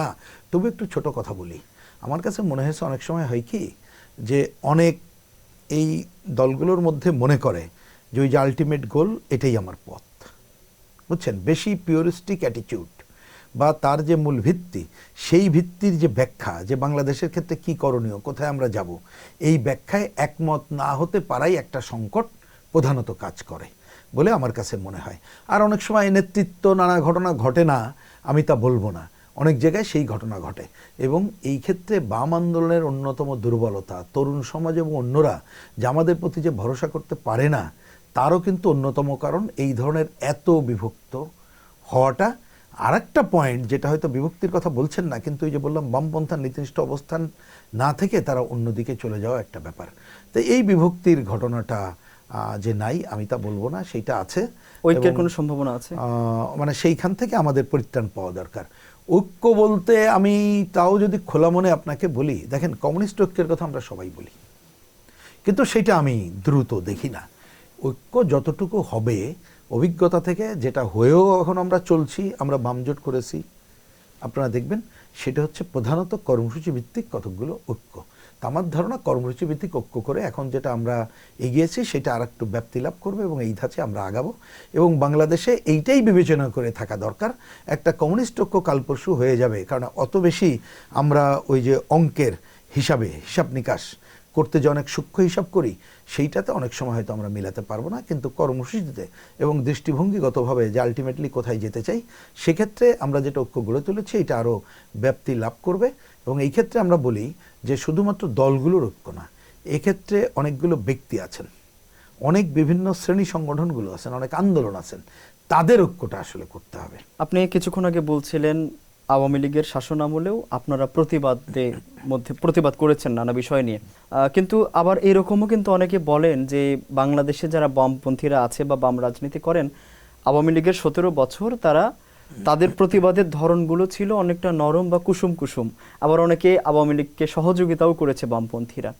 এই মূল্যায়নটা যে করা হয় আপনি কিভাবে দেখেন? একটা তো আপনি ওই যে বামপন্থী দলের মধ্যে এক অংশ তো তাদের সাথে 14 দলেই ছিল, তাদের সাথেই ছিল, তো অফকোর্স তারা তো সহায়তা করেছে, একসাথেই ছিল, এটা বলার অপেক্ষা না। কিন্তু আমাদের যারা আমরা কমিউনিস্ট পার্টি এবং আমরা বিকল্প শক্তি সমাবেশ যেটা গড়ে তুলেছি, ধরুন অনেক সময় অনেক যে কর্মসূচি এগুলো নির্ভর করে যে জমায়েত ক্ষমতা শক্তি ভারসাম্যের উপরে, আপনি মনে রাখেন। কিন্তু আপনি যদি খেয়াল করেন, আপনি 14 সালের নির্বাচনের পর, এমনকি আমি 14টা বাদ দিলাম, 18 নির্বাচনের পরে আমি আপনাকে একটা জিনিস, মানে এটা কারোর প্রতি নেগেটিভ না হয়ে, নেতিবাচক না হয়ে চ্যালেঞ্জ করে বলি, আপনি বলেন তো 18 নির্বাচন যে বয়কট আগে কারা করলো? আমরা এই কমিউনিস্ট পার্টি এবং বামরা করেছি। কারা প্রথম এই প্রেস ক্লাবে এইটার বিরুদ্ধে কালো কাপড় বেঁধে প্রোগ্রাম করলো? আমরাই করেছি।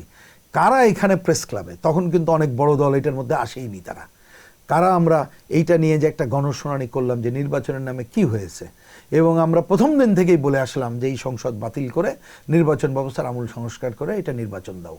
তাহলে বামপন্থীরা আমরা বরঞ্চ আমি যতটুকু দেখি যে আমাদের যতটুকু সাধ্য তার থেকে কিন্তু একটু বেশি আমরা সংগ্রাম করেছি। কিন্তু আমার একটা ব্যক্তিগত উপলব্ধির কথা বলতে পারি, অনেক সময় সংকটটা কোথায় হয়েছে জানেন? অনেকে মনে করে, দেখবেন যে মুক্তিযুদ্ধ এইটা যখন বলি, এবং আমি আপনার যেহেতু এটা একটা আপনি আলাপন নাম দিয়েছেন, খোলা মনে অনেক কথা বললাম, আমি একটা কথা আপনাকে খোলা মনে আজকে বলি। ধরুন ওই সময় যেদিন হয়তো মানে আমাদের শক্তি তো তুলনামূলকভাবে সে অংশ তো কম, এ তো আর অস্বীকার করার জো নাই, হয়তো টক শোতে যখন যাই বোঝেন যে একটা এজেন্ডার উপর আলোচনা, যেমন আপনি আমাকে প্রশ্ন করছেন, ওই উত্তর দিচ্ছি আমি, কিন্তু হয়তো মানুষ বলবে যে প্রিন্স ভাই এটা বললো না তো আমার প্রশ্ন নাই, আমি বলবো কেন? তো এখন দেখেন, যেদিন হয়তো আমি টক শোতে মুক্তিযুদ্ধের পক্ষে, তারপরে কি বলে যে একটু অসাম্প্রদায়ের পক্ষে বলতাম আলোচনা, সেই দিন হয়তো দেখা গেল আওয়ামীপন্থী সমর্থকরা খুব খুশি। আবার যেদিন আমি হয়তো ওই সময় যেহেতু গণতন্ত্র ধ্বংসপ্রাপ্ত, আমি হয়তো গণতন্ত্রের এজেন্ডাটা একটু বেশি বলছি, তখন হয়তো বিএনপি এবং অন্যরা খুব খুশি। আর আমার দল তো দুইটাই মিলাই, যে না আমরা করে এই দুইটা কম্বিনেশন করে আমরা কোথায় যাচ্ছি, এই জায়গাটাই। তো এই সব কারণে অনেকে এটা মনে করতে পারে। তবু আমি আমি মানুষকে কোনো দোষ দেব না, আমাদের হয়তো এই সংগ্রাম লাগাতার থেকে আরও কিভাবে করতে পারি সেইটা দেখা দরকার। আরেকটা কারণও আছে, সেটাকে আমি অস্বীকার করছি না, কারণ দেখেন পুরোনো দিনে অনেক ঘটনা, দেখেন আজকে যখন আপনি জামাতের কথা বলছেন, তখন বিএনপি আমাদের জোটবদ্ধ হয়েছে, সুতরাং এখনও কিন্তু অনেকে তাদের পৃথক করতে পারে না এই কারণে যে তারাই তো মন্ত্রিত্ব দিয়েছিল বিএনপি। তো এখন আমাদেরকে অনেকে বলতে পারে যে আরে ভাই, একসময় তো আপনারা মুক্তিযুদ্ধের পরে যে তখন তো আওয়ামী লীগের সাথে একসাথে হয়ে কাজ করেছিলেন, কথা তো সত্য, কিন্তু আমরা 90-এর পর থেকে আজ পর্যন্ত আমরা যে নিজের পায়ে দাঁড়িয়ে শুধু বামপন্থার অবস্থান থেকে আন্দোলন করছি, কিন্তু মানুষের আইসাইডে যখন ওই পুরনোটা আসে তখন অবচেতন মনে ওইটা মনে হয়। আরেকটা অভিযোগ কিন্তু আছে, সেটা হচ্ছে 90 পরবর্তী সময়ে সিপিবির কথা যদি নির্দিষ্ট করে বলি, সিপিবি মূলত আওয়ামী ঘরানার রাজনীতিকে সমর্থন করে আসছে 90 পরবর্তী সময়ে, এইরকম একটা অভিযোগ কিন্তু আছে।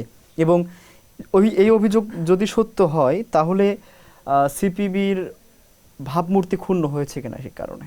না, একটা অভিযোগ কেউ করতে পারে, কিন্তু আমি দায়িত্ব নিয়ে কথা বলি। ধরেন 91 আপনি যখন কথাটা বললেন, সে তো আমাকে বলতে হচ্ছে, আমি তখন ছাত্র আন্দোলন, কমিউনিস্ট পার্টির তো বটেই, আমি তখনও কমিউনিস্ট পার্টির, কারণ আমি কিন্তু এটা বোঝার জন্য বলি, খালি ছাত্র আন্দোলন আমি পার্টির কথা বলছি বলি, আমাদের পার্টির সর্বোচ্চ সম্মেলনকে কংগ্রেস বলি। 87-এর 4th কংগ্রেসে আমি ডেলিগেট ছিলাম, তার মানে আমি পার্টির সাথে কি ছিলাম আপনি বোঝার জন্য বলি। 91 আমি ছাত্র ইউনিয়নের জেনারেল সেক্রেটারি ছিলাম, এবং আমি আপনাকে একটা কথা বলি, হিস্ট্রি দেখবেন, আমরা কিন্তু তখন, তার আগে ছাত্র সংগ্রাম পরিষদ, সর্বদলীয় ছাত্রকে এইগুলো ছিল। আমাদের ওই সময়ই আমরা ছাত্রলীগ ছাত্র দলের বাইরে গণতান্ত্রিক ছাত্র ঐক্য গড়ে তুলি, বিকল্প শক্তি সমাবেশ, এবং কমিউনিস্ট পার্টিও কিন্তু আমরা আওয়ামী লীগ বিএনপির বাইরে এই ধরনের বিকল্প শক্তি সমাবেশ কিন্তু গড়ে তুলি। তার মানে আমি কোনো সুনির্দিষ্ট অভিযোগ যদি কারোর থাকে বলতে পারে এইটা দেখছি না, এবং আমরা কোনোটাই কোনো সময় কোনো আওয়ামী পন্থা বা বিএনপি পন্থায় যাইনি। কিন্তু কখনো কখনো ওই যে কোনো কারণে মনে হইতে পারে, ওই যে বললাম মুক্তিযুদ্ধ একটু আগে যে ব্যাখ্যা দিলাম তাতেই, কিন্তু এইটা আমরা দৃঢ়ভাবে আমাদের নিজস্ব অবস্থান বজায় রেখে আমাদের কাজ করছি, নিজস্ব শ্রেণীর উপরে ভিত্তি করে। এবং সেইটা ভিত্তি করা, যেমন ধরুন আমি বোঝার জন্য বলি, ধরুন যুদ্ধ অপরাধীর বিচার, এটা আমরাও চেয়েছি, আওয়ামী লীগ করেছে। আমরা কিন্তু কি কথা বলেছি জানেন, আমরা বলেছি এটা হচ্ছে 50% করছো, আর বাকি 50% করছো না কারণ রাজনৈতিকভাবে প্রতিহত, মানে রাজনীতি, বিকল্প রাজনীতি না দিলে শুধুমাত্র বিচার দিয়ে কিন্তু শেষ করা যাবে না বলেছি। আমি আজকেও দেখেন, এই যে আপনি বর্তমান সংসদ নিয়ে বললে, আমি এখানে কি বললাম যে বিএনপি আসলো যাদের সাথে আমাদের মৌলিক ডিফারেন্স আছে, কিন্তু বললাম ন্যূনতম গণতান্ত্রিক পথে হাঁটার জন্যে তাকে তো আজকাল অনেক কথা বলা যাবে না, সময় দিতে পারেন। কেউ যদি তাতে মনে করে যে এই তো বিএনপির প্রতি নরমপন্থী হলাম, নরমপন্থার ব্যাপার না, একটা সময় বিবেচনা করে একটা দায়িত্বশীল আচরণ করাও কমিউনিস্ট পার্টি এবং বামপন্থার অন্যতম কাজ। আমরা কিন্তু সেই কাজটা করেছি, আর সেই কাজ করার জন্য কেউ যদি মনে করে, এটা আমাদের একটা দুর্ভাগ্য হিসাবে বলতে হবে। একটা বিষয় জানতে চাই যে ছাত্র ইউনিয়ন বা বামপন্থী যারা করেন, বাংলাদেশে বামপন্থী ছাড়া যেসব রাজনৈতিক দলগুলো আছে, সবচেয়ে বেশি নির্যাতিত হয়েছেন কোন দলের কাছে আপনারা তুলনামূলক? ছাত্র ইউনিয়ন এবং পার্টির কথা বলে তার আগে একটু বলে দিই, সবচেয়ে বেশি নির্যাতিত হয়েছি যখন আমরা শ্রমজীবী মানুষের পক্ষে আন্দোলন করেছি, এবং যখন ওই সময় যে ক্ষমতায় ছিল তার দ্বারা নির্যাতিত হয়েছি। যেমন ধরুন এরশাদ বিরোধী আন্দোলন, আমরা প্রথমে নির্যাতিত হয়েছি এরশাদের দলের কাছ থেকে। আমরা যেমন, আমি এই যে একটা যে জেলাতে রাজনীতি করতাম, সেখানে শ্রমজীবী মানুষের পক্ষে কাজ করতে যে সবচেয়ে বেশি নির্যাতিত হতে হয়েছিল আওয়ামী লীগের কাছে, কারণ মালিকরা ছিল আওয়ামী, মানে মালিক পক্ষ হচ্ছে আওয়ামী লীগের সাথের লোক, এইটা আমরা হয়েছি।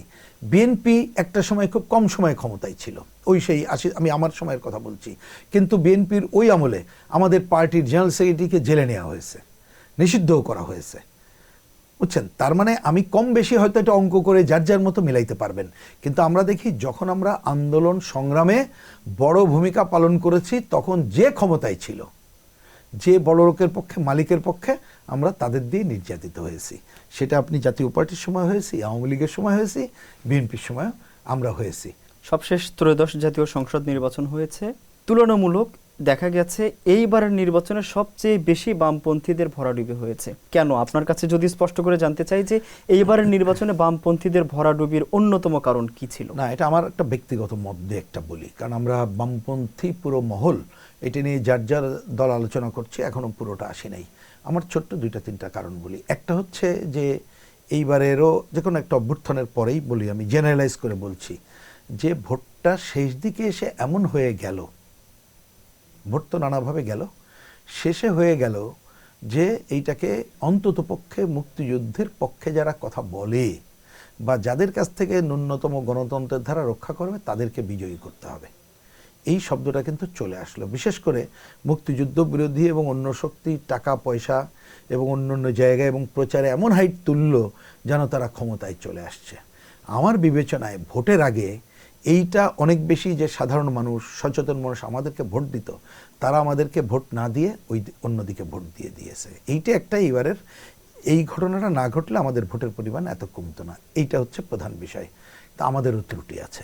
আমি একটা বড় ত্রুটি দেখি যে একটা বাস্তব পরিস্থিতির উপরে দাঁড়িয়ে আমরা যদি আমাদের যত প্রার্থী দিয়েছি এইটাকে আরেকটু সংখ্যা যদি কমিয়ে এবং সব জায়গায় একক প্রার্থী দিতে পারতাম, এবং একক প্রার্থীর পক্ষে যে বামজোট আমরা ইলেকশন করলাম, আমাদের বামজোটের সিনিয়র নেতারা যাতে ওইখানে একটা প্রচারের হাইট তুলতে পারতাম, তাহলে অল্প আসন দিলেও যে ভরাডুবিয়ে অন্ততপক্ষে ভোট পাওয়ার ক্ষেত্রে বলছেন, আজকে এটা হতো না। সেই ক্ষেত্রে আমরা সেইটা যেমন করতে পারিনি, একই সাথে আমরা দেখবেন একই জায়গায় আমাদের 2-3 জন প্রার্থী ছিল, যেটা আসলে আমি মনে করি আমার দলসহ সব বামপন্থীদের এই শিক্ষাটা নেওয়া উচিত, এবং যে ধরনের ভোটের পরিমাণ যেটা এইটা মোটেই মানে বলার মতো কিছু না, বরঞ্চ আমাদের আত্ম উপলব্ধি এই ব্যাপার আরও বেশি হওয়া দরকার বলে আমি মনে করি। এখন বিশ্বজুড়ে বামপন্থার যে রাজনৈতিক প্রভাব সেটা অনেকটাই সংকুচিত হচ্ছে বলে অনেকে মনে করছেন এখন। সেই জায়গা থেকে বাংলাদেশে বামপন্থার ভবিষ্যৎ কি দেখছেন? আমি এক্ষেত্রে বলি যে একসাথে দুইটা জিনিস সত্য হয় না, এটা বুঝেই আমি বলছি। দেখবেন দুইটা তথ্যকে আপনি বাদ দিতে পারবেন না। সেটা কি একটা, যে আজকের দুনিয়াতে বামপন্থা খারাপ অবস্থায় আছে, পুঁজিবাদ, আমেরিকা তাদের ডোমিনেশন, এটা যেমন বলতে পারবেন, আবার এইটাও কিন্তু আপনি দেখবেন যে একটা সময় যে খারাপ অবস্থা ছিল বামপন্থার, আপনি যদি ওই আফ্রিকার দেশগুলো সহ অন্যান্য দেশের দিকে তাকান বা আমাদের আশপাশের দেশের দিকে তাকান, হয়তো পশ্চিমবঙ্গে একটা ভরাডুবি ঘটল, কিন্তু আপনি কি বলে যে শ্রীলঙ্কা সহ অন্য জায়গার দিকে তাকান, তাহলে কিন্তু যে খারাপ অবস্থা ছিল সেই বামপন্থা আবার একটু মাথা ছেড়ে দিয়ে উঠছে। এইটা একটা দিক। দ্বিতীয়ত হচ্ছে বামপন্থার প্রয়োজনীয়তা আজকে উপলব্ধি করছে। আপনি লন্ডন, আমেরিকা এইসব জায়গাতে দেখবেন সমাজতন্ত্র শব্দটা সামনে চলে আসছে, মানুষের অধিকারের প্রশ্ন। তাই বললাম যে দুটাই তথ্য কারেক্ট। একদিকে যেমন খারাপ অবস্থা, আবার মানুষের মধ্যে আগ্রহ তৈরি হচ্ছে। এই দুনিয়ার পরিস্থিতি। বাংলাদেশে আমি দেখি যে আমরা যদি যথাযথভাবে ভূমিকা পালন করতে পারি, তলের অবস্থান বামপন্থার পক্ষে আছে, কিন্তু আমরা যারা উপরে আছি আমাদের ঐক্যবদ্ধ, লাগাতার এবং আরও দায়িত্ব নিয়ে আমাদের শ্রেণীর কাছে যে যদি আমরা অবস্থান পরিষ্কার করতে পারি এবং আমাদের শব্দগুলো মানুষের জন্য বোধগম্য করতে পারি, তাদের কাছে লেগে থাকতে পারি, তাহলেই আমরা অল্প দিনের মধ্যে আমরা একটা বিশেষ অবস্থানে পৌঁছাতে পারবো। তাই না হলে আমার ধারণা যে আমাদের বামপন্থার উত্থানের জন্য আরও অনেক সময় অপেক্ষা করতে হবে। আওয়ামী লীগ যখন ক্ষমতায় আসে তখন তারা একটা প্রতিশ্রুতি দিয়েছিল যে ঘরে ঘরে চাকরি দেবে এবং 10 টাকা সে চাল। বাংলাদেশে কি প্রতিশ্রুতির রাজনীতি চলছে? এটার কোনো পরিবর্তন দেখেন কিনা, বা এই বিষয়টাকে আপনি কিভাবে দেখেন? না, এটা আমি খুব দুইটা ছোট্ট উদাহরণ দিয়ে বলি। আসলে এই প্রতিশ্রুতি দিলেও শেষমেশ পারবে না। কথাটা শুনতে খারাপ লাগলো, আমি স্ট্রেট বললাম। কেন জানেন? ওই বাজেটের সময় কিন্তু দর্শনের কথা বলেছি। দর্শনটা কি? আমি উদাহরণ দিই। ধরুন এই যে এত সবের পরে অন্তর্বর্তীকালীন সরকারের সময় যিনি দায়িত্বে ছিলেন, ডক্টর মোহাম্মদ ইউনূস, তার বিখ্যাত দুনিয়া জুড়ে উনি ক্লাস নেন কিসের? জিরো দারিদ্র্য, জিরো বেকারত্ব, আর জিরো কার্বন। তাহলে উনি যে 18 মাস ছিলেন, তা বাংলাদেশে জিরো না হোক দারিদ্র্য কমার কথা ছিল, বেকারত্ব কমার কথা ছিল। কমেছে না বেড়েছে? বলেন বেড়েছে। তার মানে ওই থিওরি ঠিক না। ওই থিওরিতে থাকলে আপনি পারবেন না, যেটা শেখ হাসিনা পারে নাই। 10 টাকা ছেলেও খাওয়াইতে পারে নাই, ঘরে ঘরে চাকরি দিতে পারে নাই। বিএনপিও মুক্তবাজারের নামে যে অর্থনীতি নিচ্ছে, তাতে সে শেষমেশ যদি তার দৃষ্টিভঙ্গি পরিবর্তন না করে পারবে না। কেন? আমি উদাহরণ দিয়ে বলি। এটা তাদের সামনে বলেছি বলে এখানে বললাম। দেখেন, 2,500 টাকা দেওয়া হচ্ছে ফ্যামিলি কার্ড। হ্যাঁ, ভালো খবর, আমরা তো দ্বিমত করি না। গরিব মানুষকে আরও দিলে তো আমাদের তো কোনো আপত্তি নেই, দাও। এখন ধরুন 2,500 টাকা ধরুন এক্স নামে একজন গরিব নারী পেলেন। আপনি যদি বাজারে, সে তো তার পণ্য কিনতে হয়, ন্যূনতম 9টা-10টা পণ্য আছে, ওই পণ্যের দাম যদি বেড়ে যায়, তাহলে 2,500 টাকার মান কমে যাবে না? তা আপনি কি তাকে খুশি করতে পারবেন? পারবেন না। তাহলে এই 2,500 টাকার মান ঠিক রাখতে গেলে এই পাশে আর একটা কাজ করতে হবে। ওই 9টা পণ্যের গরিব মানুষের জন্য রেশন ব্যবস্থা চালু রাখতে হবে বা ন্যায্য মূল্যের দোকান করতে হবে। ওইটা তো সরকার করছে না। তাহলে ওইটা সাপোর্টিং এটা না করলে পারবে না। এইবার আসে কৃষি। হ্যাঁ, অনেক ভালো খবর। এই বিএনপি আমাকে যদি বলেন 1 নম্বর ভালো কাজ, আমি তো আগে বলবো যে ওই যে 10 লাখ না 12 লাখ কৃষকের মৌকুব করছে। এখন ধরেন একজন কৃষক এক্স নামে আজকে মৌকুব করলো, কিন্তু ওই কৃষক তার যদি বীজ, কীটনাশক, সার এবং পানি কম মূল্যে না পায়, জিনিসের উৎপাদন খরচ যদি কম না করতে পারে এবং উৎপাদিত জিনিসের যদি সে লাভজনক মূল্য না পায়, তাহলে আগামীবার সে আবার ঋণ খেলাপি হবে না? তাহলে আপনাকে করতে হবে এইটা সাবসিডি দিয়ে তাকে উৎপাদন মূল্য কমাইতে হবে এবং উৎপাদিত পণ্য, দেখুন পেঁয়াজ সহ অনেক এখন ফেলে দিচ্ছে, আলু ফেলে দেয়, এইগুলো দরকার হলে সরকারকে কিনে নিতে হবে, কিনে নিয়েই বাজারে দিতে হবে। তাহলে আপনি কৃষককেও রক্ষা করতে পারবেন, গরিব মানুষকে আরো উপরের দিকে দিতে পারবেন। যেমন আমরা বলি যে আজকে এত লক্ষকে দেব, ভবিষ্যতে বাড়াবো, ওইটা কেন আমি বলবো? তার মানে কি আমি বাংলাদেশে বলবো প্রতিশ্রুতির রাজনীতি আমি বলছি খালি প্রতিশ্রুতি দিলে হবে না, এই যে নীতিগত পজিশন, মানে আরেকটা প্রতিশ্রুতি। যেমন ধরুন অনেকে বলে না, আজকে আমি কথার কথা 1 কোটি মানুষকে এইটা দেবো, আগামীবার 2 কোটি মানুষকে গরিবী কার্ড দেবো। কেন? আমি তো বলি উল্টা কথা বলা উচিত, যে আজকে 1 কোটি মানুষকে গরিব কার্ড দিচ্ছি, 5 বছর পরে একজনকেও গরিবী কার্ড দেবো না। কেন বলেন তো? কারণ গরিব আর থাকবে না। তাহলে সেইটার জন্য দরকার ওই যে বললাম ব্যবস্থা বদলের, এবং পুরো অর্থনীতিকে ঢেলে সাজিয়ে বৈষম্যমুক্ত অর্থনীতি করার জন্য পুরো সিস্টেম চেঞ্জ করা। এইটা তো এদের কাছ থেকে আশা করছি না। সুতরাং তারা যদি ওই জায়গায় না যেতে পারে, ওই অর্থনৈতিক ব্যবস্থায় না আসে, তাহলে কিন্তু পারবে না। তার মানে খালি প্রতিশ্রুতি দিলে হবে না, পুরো ব্যবস্থা বদলটা না করতে পারলে এটা কিন্তু পারা যাবে না। এইখানে দোষগুণের ব্যাপার না, সিস্টেমটাই অটোমেটিক্যালি এই জায়গাগুলো নিয়ে যাবে। অন্তর্বর্তীকালীন সরকারের ব্যর্থতা কি কি দেখেছেন, সফলতা কি কি দেখেছেন? এইটুক বলবো যে শেষমেশ কথা দিয়ে অন্ততপক্ষে একটা ভোটটা করে দিয়ে গেছে। আমি এইটাই প্রধান বিষয় তাকে দেখি। এর বাইরে বড় কিছু আমি দেখি না। একটা কাজ যেমন অর্থনীতির কি বলে শ্বেতপত্র প্রকাশ সহ এই ধরনের কিছু কাজ করছে, কিছু অধ্যাদেশের নামে কতকগুলো অপ্রয়োজনীয় যেমন করেছে, কিন্তু পজিটিভ ধারা তৈরির চেষ্টা করেছে। এইটুকের বাইরে আমি তাদের মেলা ভালো কাজ দেখি না। কিন্তু সবচেয়ে সংকট যেটা তৈরি করেছে আমি দেখি, যেটা হচ্ছে তাকে মবকে প্রশ্রয় দিয়ে গেছে। এইটা একটা সবচেয়ে বড় ক্ষতিকর কাজ হয়েছে। একটা ক্ষতিকর কাজ হয়েছে উগ্র দক্ষিণপন্থী যে উত্থান, সে উত্থানের অনেক সময় তাদেরই মদদে হয়েছে, এটা এখন প্রমাণিত। আরেকটা হচ্ছে যে দুর্নীতি, ওই আমলে যে কথাগুলো এখন শোনা যাচ্ছে, এইটা একেবারেই অপ্রত্যাশিত ছিল। এই ধরনের কাজগুলো এই সময় আমরা দেখেছি। কিন্তু এই কথাগুলো কেন বড় করে আসছে দেখেন, একটা অন্তর্বর্তীকালীন সরকারের সময় কিন্তু একটা সুযোগ তৈরি হয়েছিল। এই পথ থেকে তারা কিন্তু একটা পথরেখাটা তৈরি করতে পারতো, সেইটা তারা করেনি। আমি প্রসঙ্গক্রমে প্রভুক্ত হয়ে 30 সেকেন্ডে একটা উদাহরণ দিই।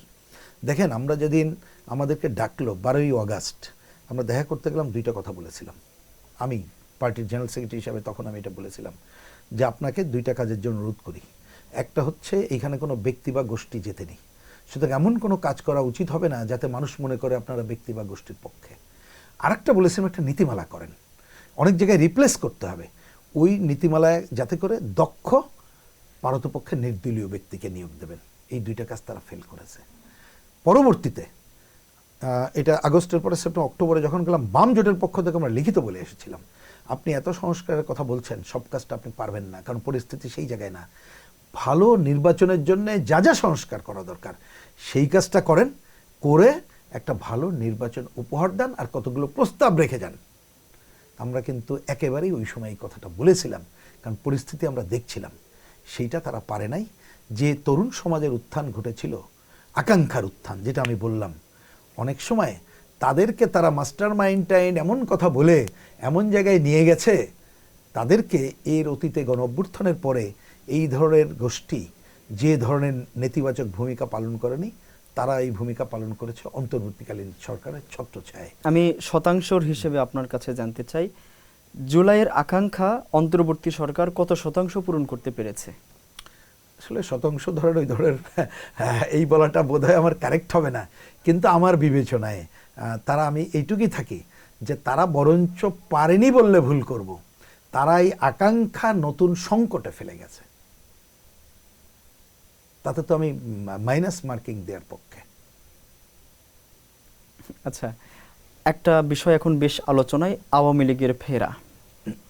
আপনার কাছে জানতে চাই, আপনার মতামত জানতে চাই, আওয়ামী লীগের ফেরার সম্ভাবনা কতটুকু দেখেন, কেন দেখেন?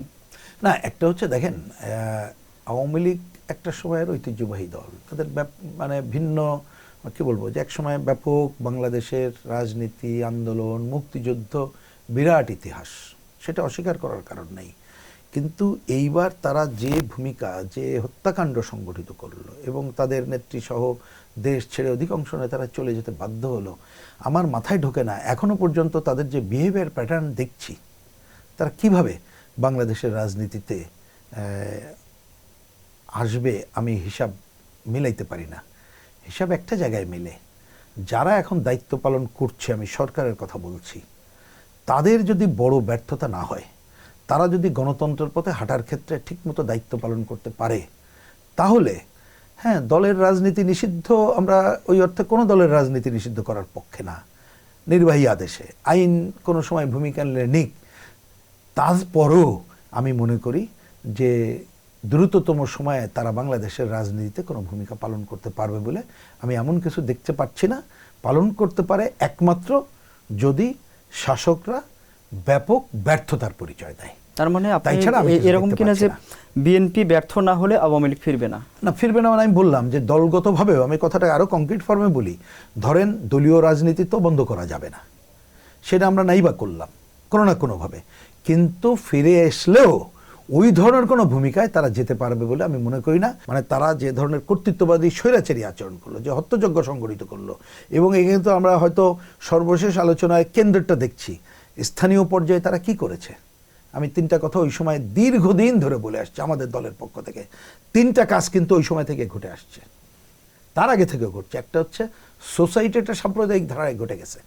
ওই যে আজকে উগ্র দক্ষিণপন্থার উত্থানটা কিন্তু এমনিতে হয় নাই, ওই জায়গা থেকে আসছে। এর জন্য এখনকার না, এরাও দায়ী। দুই, একটা ভয়ের রাজত্ব কায়েম করেছিল। তিন, মানে একটাকে মানে দেশটাকে দলীয়করণে ভাগ হয়ে গেছিল, সমাজটা ভেঙে গেছিল। তাহলে এই সমাজে মানুষ তার পরিস্থিতি বুঝবে না। তা যদি আমরা যারা এখন গণতন্ত্রের কথা বলছি, শাসক সহ অন্যরা যদি এই জায়গায় কোনো ব্যর্থতার পরিচয় না দিই, তারা আসলেও দ্রুততম সময়ে তারা কোনো একটা বিশেষ ভূমিকা পালন করবে, এমনটি আমি এখনো পর্যন্ত দেখতে পাচ্ছি না। আমরা একেবারেই শেষ পর্যায়ে চলে আসছি, আপনার কিছু বলার আছে কিনা? যারা শ্রোতা, শুধু একটা কথাই বলবো, যে এটা মনে রাখতে হবে, আমরা একটা কথা বলি, আমাদের ভুল হইতে পারে বা ওই যে শব্দ বলে অনেক সময় বুঝাইতে পারে না, যে শেষমেশ আমরা যে কাজটা করব সেটা মানুষ এবং প্রকৃতির মুক্তির জন্য। মুক্তি মানে একটা মুক্ত মনা মানুষ হিসাবে আমরা যাতে বাস করব, এইটার জন্য অনেক পয়েন্টে আমাদের ঐক্যবদ্ধ হইতে হবে। রাগ বিরাগের বশবর্তী হওয়া যাবে না, ঐক্যবদ্ধ হইতে হবে, কিন্তু নীতিনিষ্ঠ অবস্থান বজায় রাখতে হবে। সবার উপর মানুষ সত্য, এই কথাটুক যদি আমরা মনে রাখতে পারি এবং নিজের স্বার্থের ঊর্ধ্বে আমি না আমরা, সেইটা যদি বিবেচনা করতে পারি, তাহলে কিন্তু আমরা একজন ব্যক্তির ছোট ছোট অবদান পুরো বাংলাদেশকে তার একটা রক্ষা কবচ হতে পারে এবং অগ্রগতির দিকে নিয়ে যেতে পারে। রাজনীতির বাইরে এসেও আমরা সবাই যার যার অবস্থান থেকে এই দায়িত্বটুকু অন্ততপক্ষে পালন করব। সাদাকে সাদা বলবো, কালোকে কালা বলবো।